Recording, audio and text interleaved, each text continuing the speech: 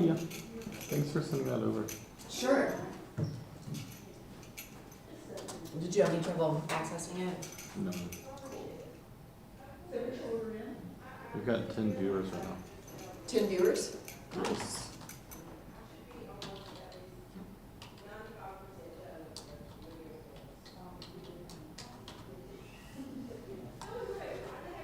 Those 8 classes a day, right? That's right. Interrupted our work time. Thank you so much. Sure. All right, you should all be here in a second.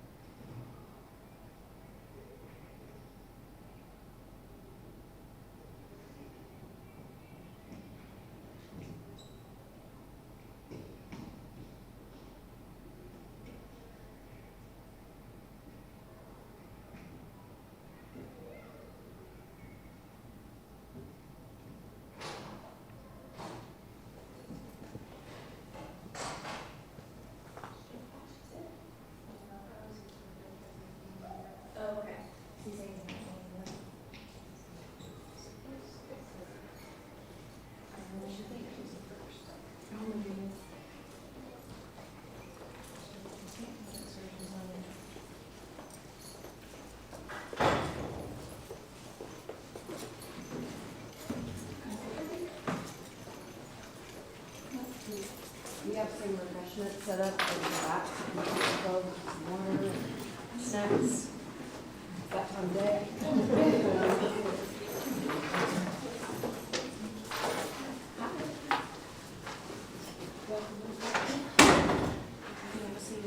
got snacks in the back.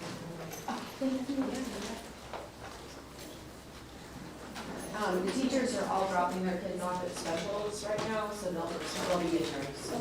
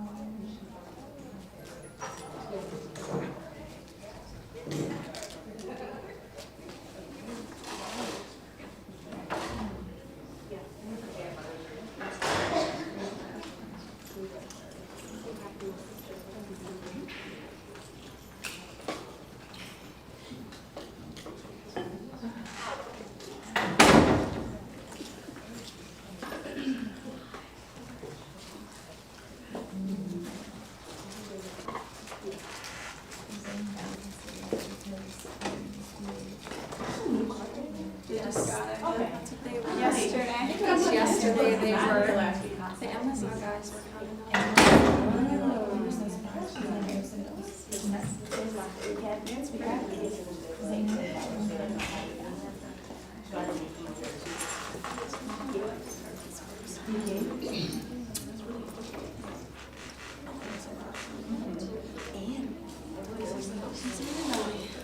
Yes.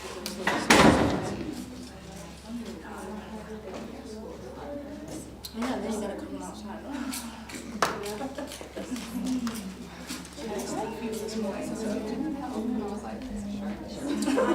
Just standing there with all my kids.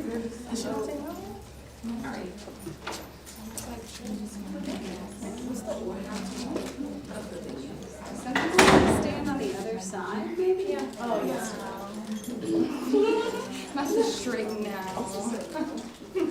Alright, well, welcome second grade parents to our meet and greet, family and friends. We appreciate you taking the time to be here.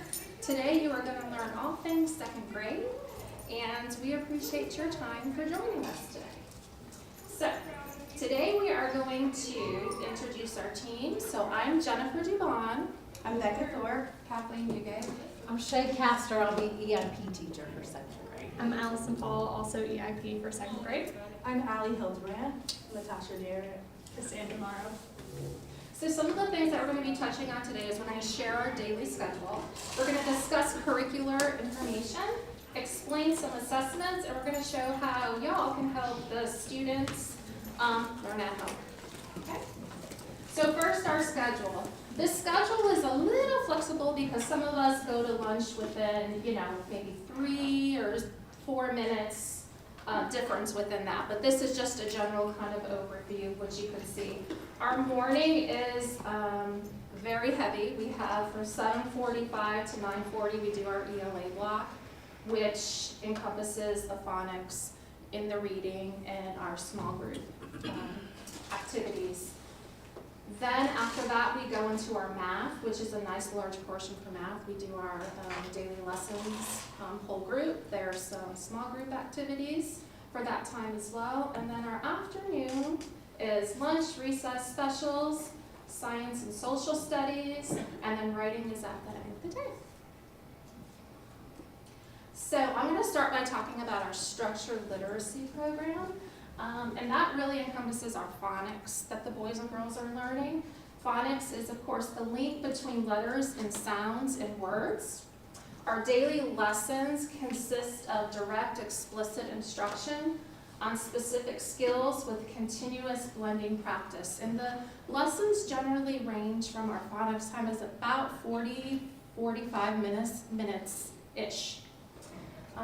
We do a gradual release process, which we also do during math as well, and a good portion of our day, which is an I do, you do, you do.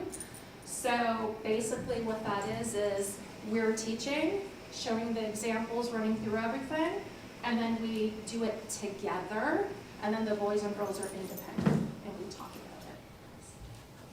about it. Students have the opportunity to apply their understanding of taught skills within this program through spelling, handwriting, dictation, and reading the decodable texts. The decodable texts allow the students to immediately apply their new phonics skills as text as they build the automaticity and their fluency. So they're learning the skill, and then they're directly applying it to the text that they're reading. Okay, here are some of the, excuse me, here are some of the things that we're focusing on for reading standards. They'll be asking and answering questions as they're reading for comprehension. They'll be working on fluency, which is just reading like they speak, being able to read, fairly quickly. Describing characters and how they respond to events in the story. We're going to work on retelling, beginning, middle, end, like important events. We're working on comparing and contrasting similar stories, so we'll read 2 different stories, get like a Venn diagram, and write comparing and contrasting sentences, identifying the main idea, and then supporting details of a multi-paragraph text, and then knowing and using different text features for nonfiction, like table of contents, glossary, index, keywords, things like that. And kind of the format of our reading block, I think we're all doing this. We're starting with a mini lesson. Students will probably do a constructed response or be reading along as we're reading the book. They actually have workbooks called My Books this year. And then we'll go into guided reading groups, and students will be independent or working with a teacher in the room. Did we break up in order? This is going great in order. Mine's kind of short and sweet, so we do grammar, and that kind of goes along with writing. We learn a lot of things as far as sentence structure, nouns, verbs, adjectives, action words, irregular plural nouns, so like geese and goose. Proper nouns, so Winder Elementary would be a proper noun. We've got pronouns, and then we use apostrophes as contractions, and then we're producing, expanding, and rearranging sentences. So working on putting details into our sentences, and that goes along hand in hand with writing. So when we do grammar, we do it with writing.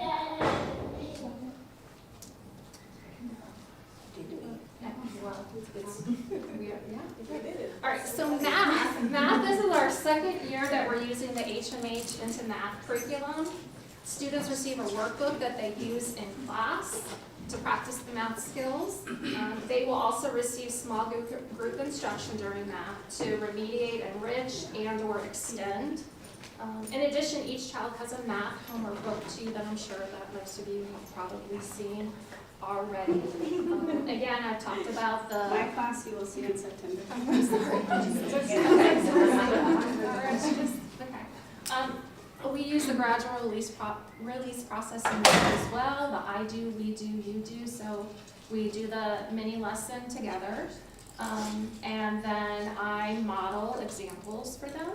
And they then work together. We all work together through the problems. And then they're independent. And then from there is when we break into our groups. And so they're usually at some different task or rotation. And then we as teachers are pulling the friends to work on remediation, enriching, or extending.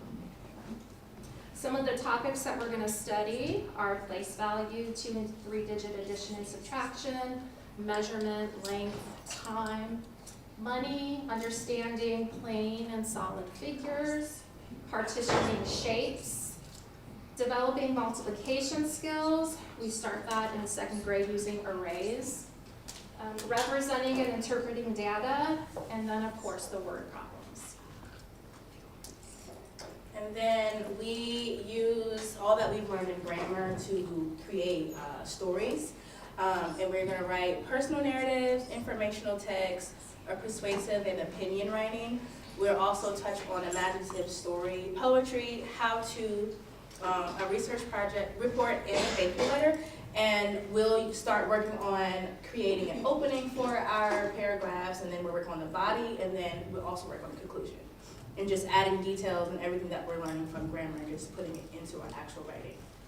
Building a good beginning, middle, and end. Yes. And then for science and social studies, that's happening right after they get back from specials. And so a lot of it is actually with our reading program. We just got done with citizenship, so a lot of the text we were reading involves that. But now we've moved on to matter. So we talk a lot about Georgia. So we'll look at Native Americans like the Creek and Cherokee Indians, historical figures, the regions and major rivers of Georgia, and also opportunity cost with goods and services. Yep, and in science, we're going to talk about patterns in the day and night sky. We're going to talk about forces. We're going to talk about matter and how it changes, and plants and animals and their life cycles. And we're just starting on matter this week. And we'll supplement with experiments towards the end of the day, since a lot of it's in reading. Our new reading program does a great job of integrating a lot of our science and social studies. Okay, I'm going to talk about assessments. The 2 main assessments that we have in 2nd grade are DIBELS, which is mostly looking at phonics skills. So it's starting with, do they know their letter sounds, and then can they tap each sound and blend them to read words. It's also accuracy. So are they, well, that's kind of what I just said, but Are they able to read words correctly? Fluency, can they read with expression? Can they read like they speak? A second grade passage, and then comprehension. So they'll read and answer questions.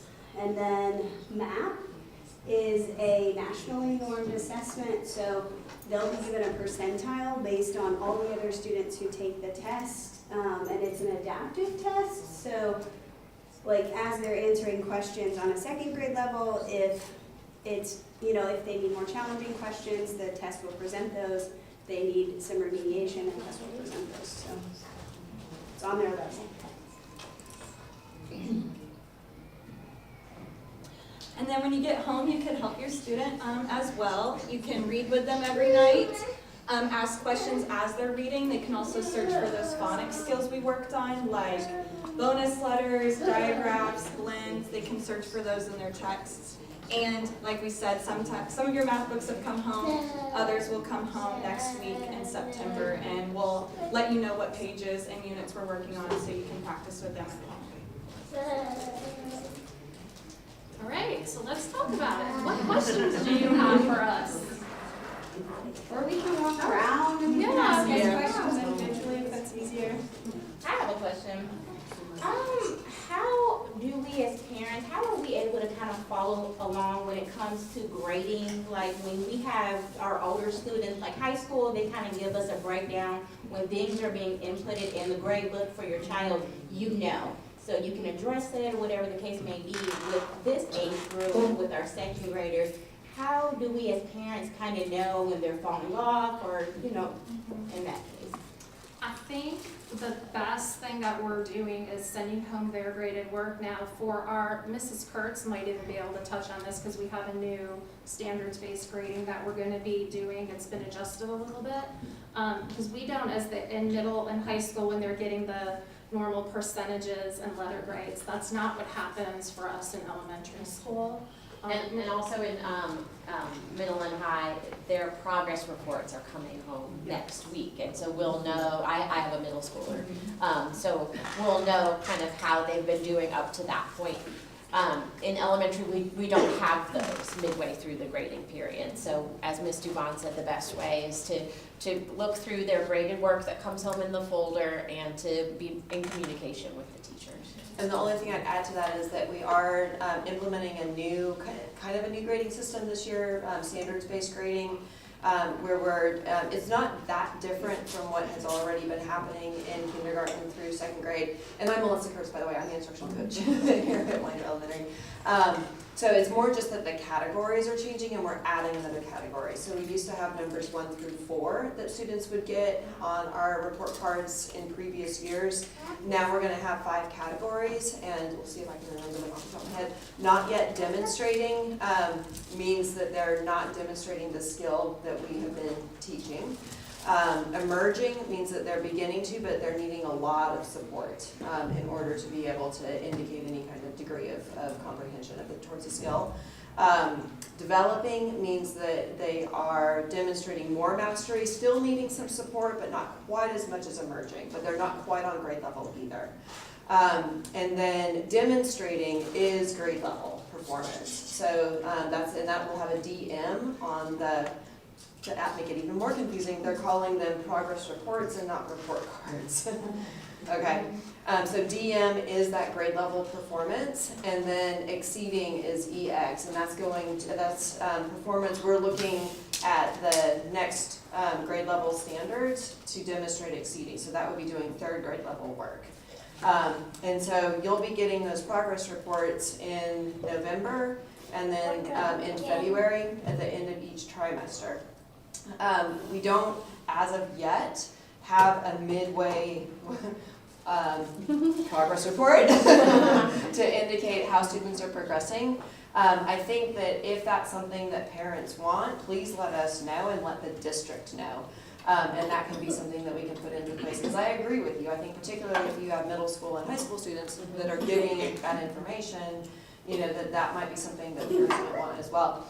And to that point, tomorrow night at the PDC, from 5:30 to 7, there's a district-wide meeting about this shift to standards-based grading. And so they'll give a lot more information, and including the rationale behind this change, and I think provide opportunities for parent input there as well. So, but ultimately, the whole shift to this is so that you as parents have more information about the specific standards that students are learning and how they're progressing towards mastery of that standard. Yeah, great question. We'll have conferences in the fall. Right. So that'll be a great time to communicate with each other's teachers. We're gonna do conferences in November and in March, and so your teachers will be communicating with you about those days, and we can set up appointments with them. Anything else? Have they already taken the math assessment in August? They have. So how do we get access to those scores? We will receive the reports on the students, and we will send them home. Do we know when? Yeah. For what? Do we know when math scores? Yeah, they should probably, since the window is closing tomorrow, so we'll send those out either next week or the week after. We'll print out all those reports next week. Up until this point, the information that comes home, is it graded or is that just like FYI stuff that they're learning in class? Because I haven't seen any markings or anything on it. Okay, I think it might be depending on the teacher. If it's an assessment, it will have like a grade on it, like however many out of how many total. Yeah, I've had both. Like, I've had some papers that were graded from Tahir, and then I've had some that were not.